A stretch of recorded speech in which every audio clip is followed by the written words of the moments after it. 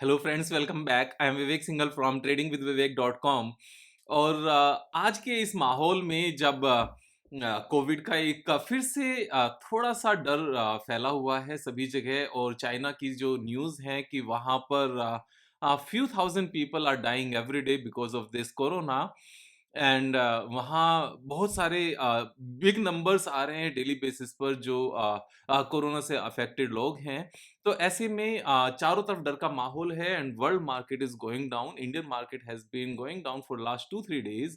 तो ऐसे में क्या करना चाहिए, क्या नहीं करना चाहिए? देखिए, ऐसे केस में, ऐसे सिनेरियो में जब पूरे वर्ल्ड में इस तरह का डर का माहौल हो और डर के माहौल की वजह से वापस से मार्केट नीचे जा रही हो, तो ऐसे में मैं क्या करूंगा? मैं अपनी थॉट प्रोसेस आपके सामने ज़रूर रखना चाहूँगा, क्योंकि यहाँ पर किसी भी तरह का रिकमेंडेशन देना तो एक्चुअल में वैसे भी गलत है, लेकिन अगर हम समझें कुछ पॉइंट्स को, तो उन पॉइंट्स को डिस्कस करके, समझ के शायद हम अपनी पोजीशंस को सँभाल पाएँ, या हमें खुद से इतनी समझ आ जाए कि हमें अपने पोर्टफोलियो में करंट में अपने स्टॉक्स को क्या करना चाहिए। क्योंकि आज निफ्टी बहुत ज़्यादा डाउन नहीं गई, बहुत ज़्यादा डाउन इन द सेंस कि ऐसा नहीं हुआ कि 4-5% इंडेक्स डाउन गया हो, लेकिन इंडिविजुअल स्टॉक 7% 8% तक भी डाउन गए हैं। और ऐसा अक्सर होता है कि जब भी पैनिक का थोड़ा-सा माहौल इस तरह का बनता है, तो ऐसे माहौल में बहुत सारे स्टॉक्स बहुत ज़्यादा डाउन चले जाते हैं, और almost every stock was down. तो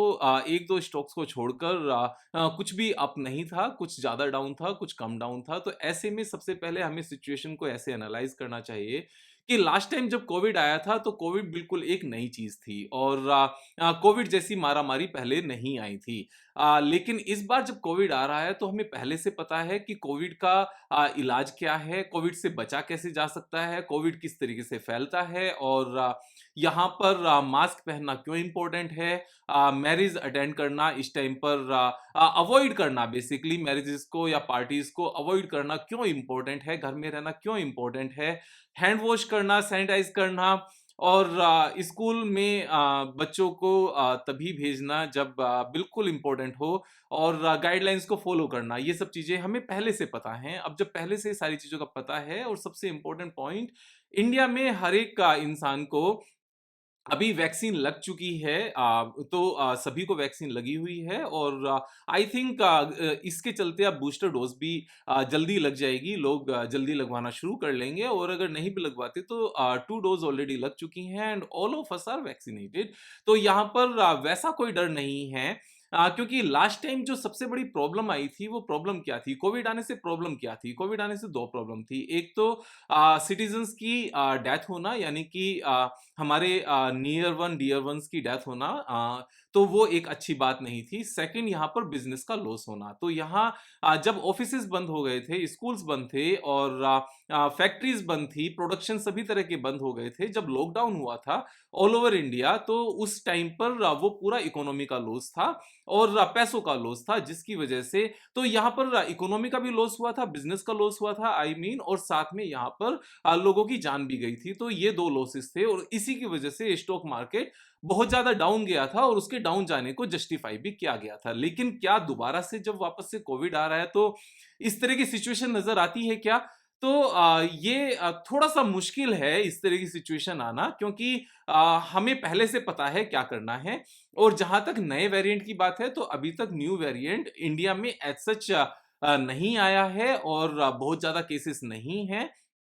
किसी भी स्टेट में इस तरह के बहुत ज़्यादा नंबर्स अभी तक नहीं आए हैं, जहाँ पर इस बात को देखा जाए कि जो चाइना में वेरिएंट नया है, उसकी वजह से जो चाइना में डेथ हो रही है, उसकी इंडिया में कितने नंबर्स हैं। बेसिकली कुछ भी नंबर नहीं है, और एज़ सच कोई भी डेथ्स अभी तक नहीं हुई हैं, और अच्छी बात है नहीं हुई हैं, आगे भी नहीं हो तो ये अच्छी ही बात है। अब यहाँ पर मार्केट में जो रिस्क है, वो ये है कि अगर ये चीज़ें थोड़ी-सी लंबी चल जाती है, तो विवेक भाई, क्या हमें ये करना चाहिए कि अभी सारे स्टॉक्स को सेल कर दें, अपनी पोजीशन से एग्जिट कर लें जो भी पोर्टफोलियो में स्टॉक्स हैं, और यहाँ जब और नीचे चली जाएगी तो वापस से ले लें। तो देखो, ऐसे में मेरा मानना ये है, मार्केट में 2 तरह के रिस्क होते हैं। मार्केट 2 तरीके से हमेशा सरप्राइज़ करती है। एक सरप्राइज़ हमें वो मिलता है जब सब कुछ ठीक चल रहा हो, और अचानक से मार्केट नीचे जाना शुरू कर दे जैसे अभी हुआ। और दूसरा सरप्राइज ये मिलता है जब सब कुछ बेकार चल रहा हो और मार्केट अचानक से ऊपर जाना शुरू कर दे। तो यहाँ पर जो अभी रिस्क है, अगर मार्केट नीचे जाती है तो इस बात की 100% गारंटी है, दिस इज नॉट 99.99% गारंटी कि मार्केट वापस से बाउंस बैक करेगी। This is 100% guarantee. डेटॉल की जो बोतल आती है उसके ऊपर लिखा होता है 99.99% वो किल्स जर्म्स को किल करती है। लेकिन स्टॉक मार्केट की अच्छी बात यह है, खासतौर से डेवलपिंग कंट्री की लाइक इंडिया, कि यहां पर 99.99% गारंटी नहीं है ऊपर आने की स्टॉक मार्केट की। दिस इज 100% गारंटी, तो ऊपर आएगा ही आएगा।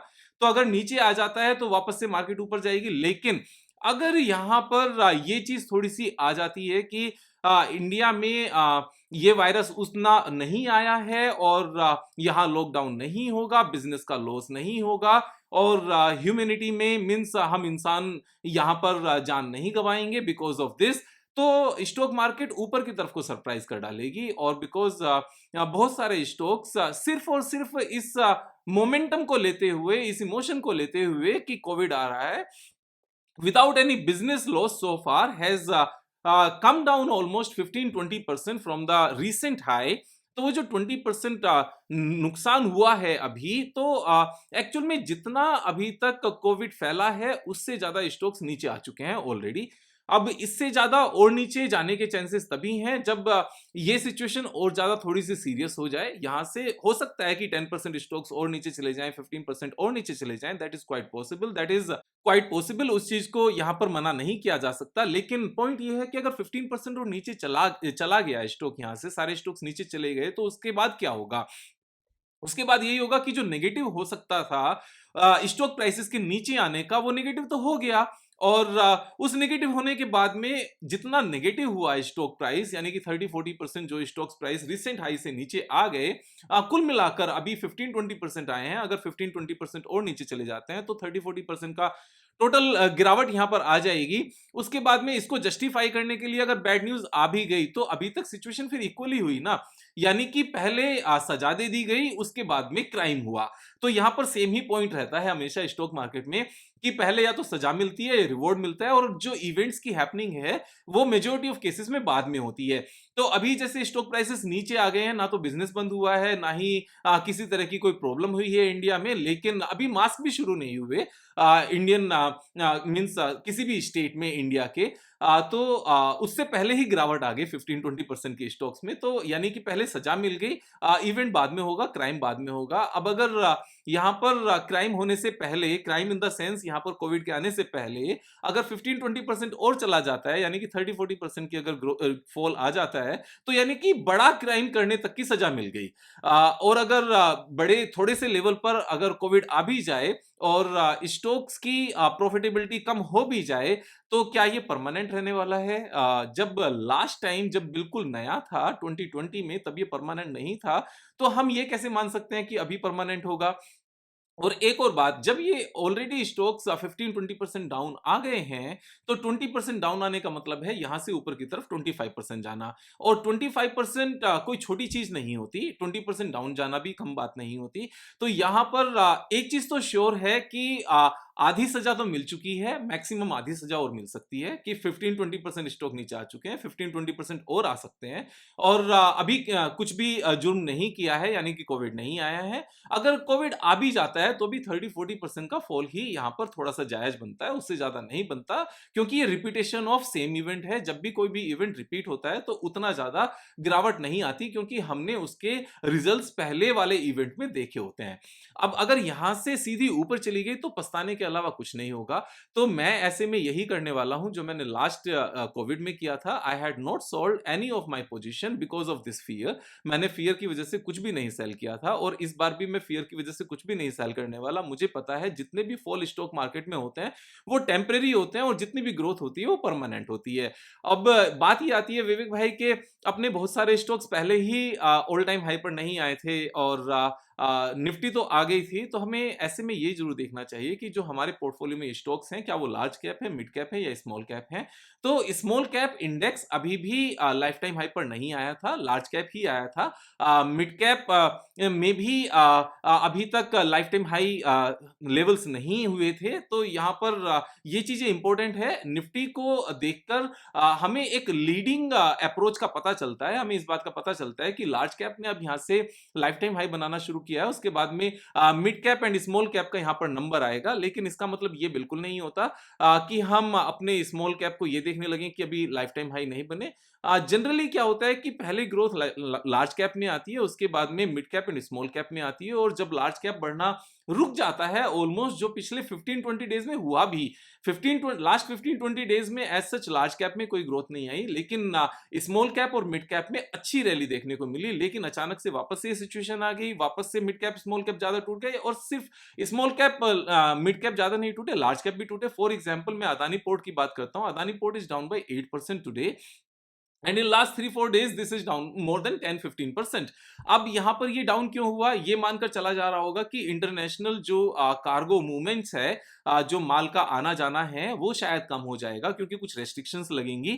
तो मैं ये मानकर चलता हूं कि क्या ये रेस्ट्रिक्शंस 2 साल तक रहने वाली हैं, 3 साल तक रहने वाली हैं, 4-5 years तक रहने वाली हैं? No, that restriction is going to be maximum for 3 months, 4 months, 6 months, और ऐसा नहीं है कि सब कुछ बिल्कुल बंद हो जाएगा। अभी तक तो एक भी शिपमेंट कहीं से कहीं की भी नहीं रुकी, पहले से ही सब कुछ डाउन हो गया, तो अगेन वापस से ऐसे में जब पहले ही मार्केट डाउन आ जाए और इवेंट का अभी डाउटफुल हो कि ये इवेंट एक्चुअल में होगा भी या नहीं होगा, तो गिरने के बाद में एग्जिट करना कभी भी समझदारी नहीं होती। और स्टॉक मार्केट में पैसा कमाने का सिर्फ एक ही मूल मंत्र होता है कि जब हमारी बाइंग कंडीशंस मीट हो, तब उन कंपनीज को बाय करो जिसमें बाइंग कंडीशंस मीट हो। I mean the business we need to understand first, उसके बाद में अच्छे बिजनेस जिनका फ्यूचर अच्छा है, हमारी समझ के हिसाब से पर कैपिटा इनकम जैसे जैसे इंडियंस की बढ़ेगी, हम कहाँ ज्यादा खर्च करेंगे, कौन से प्रोडक्ट्स को ज्यादा परचेज करेंगे और सर्विसेज को ज्यादा इस्तेमाल करेंगे, उन प्रोडक्ट्स या सर्विसेज को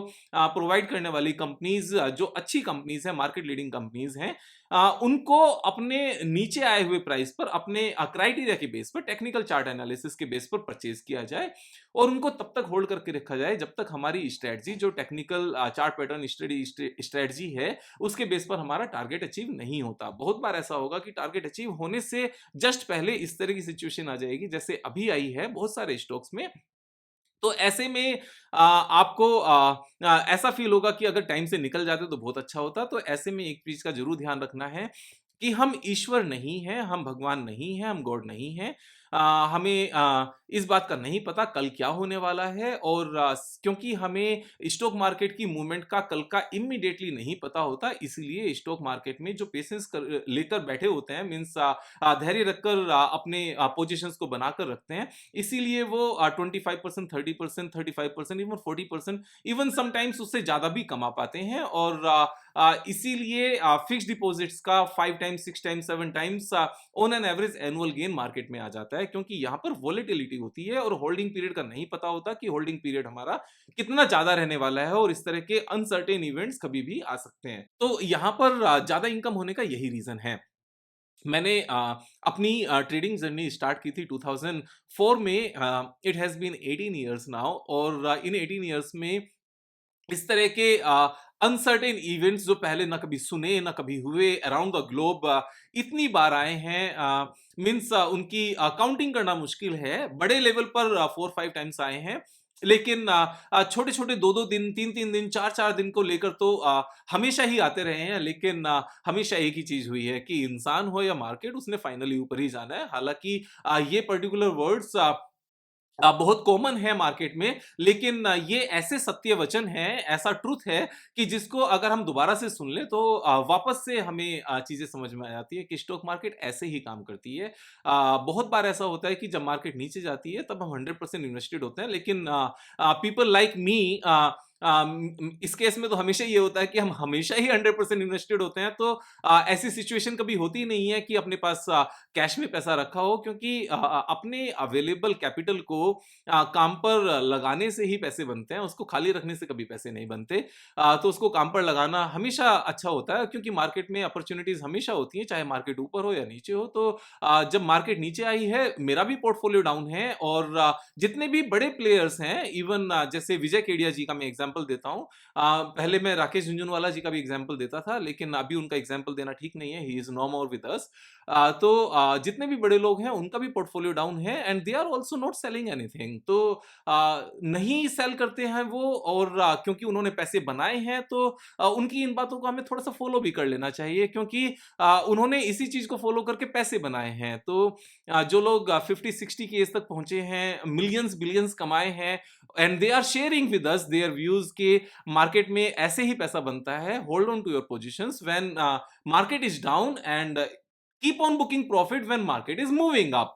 तो यही एक तरीका है इन बिटवीन। जो आपकी एक्टिव इनकम है, वो एक्टिव इनकम चाहे वो सैलरी के रूप में, बिजनेस के रूप में, सेल्फ एम्प्लॉयमेंट के रूप में है, उससे आप जो भी सेविंग करते हो, उस सेविंग से मार्केट में पैसे लगाओ, और उसके ऊपर जो भी एक्स्ट्रा बेनिफिट होगा उसको एंजॉय करो। यहाँ पर मार्केट में घबराने से कुछ नहीं होगा। स्टॉक मार्केट में हमारे काम करने का तरीका कुछ ऐसा होना चाहिए कि या तो हम प्रॉफिट बुक करेंगे या कुछ नहीं करेंगे। यहाँ पर स्टॉप लॉस जैसी कोई चीज नहीं होती। जो भी लोग बिलियनियर्स बने हैं बिजनेस करके, and stock market trading is also a business, वो लोग स्टॉप लॉस लगाकर बिलियनियर में नहीं बने। वो लोग एक सोची समझी बैट लगाई है, और उसके ऊपर पूरा फोकस किया है, और उसी को लेकर चले हैं, और उससे एग्जिट तभी किया है जब जो सोचकर उन्होंने बैट लगाई थी वो चीज पूरी हो गई, तभी उससे एग्जिट किया है। यही एक तरीका है, दूसरा तरीका नहीं है। स्टॉक मार्केट में आना है तो लाइफ को अच्छा बनाने के लिए आना है, लाइफ को स्ट्रेसफुल बनाने के लिए नहीं आना है, बेकार बनाने के लिए नहीं आना है। और क्वेश्चन ये आता है, विवेक भाई, तो अब जब मार्केट जब तक डाउन है तो क्या करें? कुछ नहीं करो, अपनी लाइफ को एंजॉय करो, चैंटिंग करो, राम का नाम लो, और अपने भाई बहन से फोन पे बात करो, उनसे वीडियो कॉलिंग पे बात करो, अपने दोस्तों से बात करो, उनके साथ मिलो। और जो लोग फ्राइडे एंजॉय करते हैं, पार्टीज करते हैं, थोड़ा सा लिमिटेड क्वांटिटी लेकर, जिससे हेल्थ का नुकसान ना हो, अपनी पार्टीज जारी रखो। क्योंकि मेरी पार्टीज नहीं होती हैं, तो मेरी पार्टीज कॉफी के थ्रू होती हैं, कॉफी के साथ होती हैं, तो वो एक अलग बात है। लेकिन हर किसी का पार्टी करने का अपना तरीका है। अपनी सेहत का ख्याल रखो, क्योंकि कोविड के टाइम पर अगर सेहत का ख्याल नहीं रखोगे तो कोविड थोड़ा सा जल्दी हावी होने के चांसेस होते हैं। और वही लोग पीछे भी सेफ हुए थे जिन्होंने अपना ख्याल रखा था, जो ओवर स्मार्ट नहीं बने थे। तो यहाँ पर नेचर के साथ ज्यादा फाइट करने की जरूरत नहीं है, प्रिकॉशंस लेने की जरूरत है। अपनी सेहत का ख्याल रखिए, अपने पैसों का भी ख्याल रखिए। इंट्राडे से बचो, एफ से बचो, करेंसी से बचो, कमोडिटीज ट्रेडिंग से बचो, मार्जिन ट्रेडिंग से बचो। बेसिकली मेरा कहने का मतलब है कि उधारी के पैसों पर ट्रेड करने से बचो, अपने पैसे लगाओ और उनको लगा कर रखो, और एंजॉय द लाइफ। जब सिर्फ अपने पैसों से ट्रेड करोगे अच्छी कंपनीज में, और अपनी सीखी हुई स्किल्स के बेस पर, अपने सीखे हुए स्ट्रेटजीज के बेस पर, टेक्निकल समझना यहाँ बहुत जरूरी होता है। कई बार हम करते हैं, बड़ी कंपनीज, अच्छी कंपनीज बहुत हाई प्राइस पर ले लेते हैं, क्योंकि हम टीवी देख लेते हैं और वहां पर लिखा हुआ आता है कि ये रैली कंटिन्यू रह सकती है, ये रैली कंटिन्यू नहीं रह सकती है। तो ऐसे में मुझे ट्विटर पर फॉलो करो, थोड़ा सा वहां पर जो फ्यू लाइंस में मैं अपनी नॉलेज आप सबके साथ शेयर कर सकता हूँ, वो शेयर करता रहता हूँ। क्योंकि फ्यू लाइंस की वीडियोस बनाना थोड़ा सा मुश्किल हो जाता है, लेकिन टेक्स्ट करके ट्विटर पर डाल देना थोड़ा सा आसान होता है। तो मेरा ट्विटर हैंडल है द विवेक सिंघल। वहां पर आप सर्च करके फॉलो कर सकते हो, और कनेक्ट रह सकते हो। क्योंकि वीडियोस थोड़ी सी कम हो गई है, और ऐसे टाइम पर जब मार्केट डाउन हो, कहीं भी प्रॉफिट बुकिंग करने के लिए नहीं हो, तो ऐसे में मेरे पास भी कुछ करने के लिए नहीं होता। मैं थोड़ी सी अपनी बुक्स ज्यादा रीड करनी शुरू कर देता हूँ, और थोड़ा सा ज्यादा अच्छा फील होता है दैट कि अपने स्किल्स को इम्प्रूव कर रहे हैं, नॉलेज बेस बढ़ा रहे हैं। जैसे फिलहाल जो मैं बुक पढ़ रहा हूँ वो डी रॉकफेलर की है, जो स्टैंडर्ड ऑयल कंपनी के ओनर थे, and he means he is considered as the most richest man in the latest history, अगर इन्फ्लेशन एडजस्टेड उनकी वर्थ को देखा जाए तो वो ट्रिलियनियर रह चुके होंगे। तो उनको पढ़ रहा हूँ तो उनकी थॉट प्रोसेस अच्छी लग रही है कि किस तरीके से कुछ पीपल अपने साथ होने चाहिए जो स्ट्रॉन्ग फ्रेंड्स हों और एक दूसरे की रिस्पेक्ट वहाँ होनी चाहिए। तो आप भी, छोटी सी बुक है, उसको पढ़ोगे तो अच्छा लगेगा, एंजॉय करोगे, थोड़ा सा रिलैक्सेशन मिलेगा, माइंड को फोकस मिलेगा और चैंटिंग करते रहो, मजे करते रहो। Thank you so much. फिर मिलेंगे एक नई वीडियो के साथ, तब तक भगवान का नाम लेते रहो। Thank you.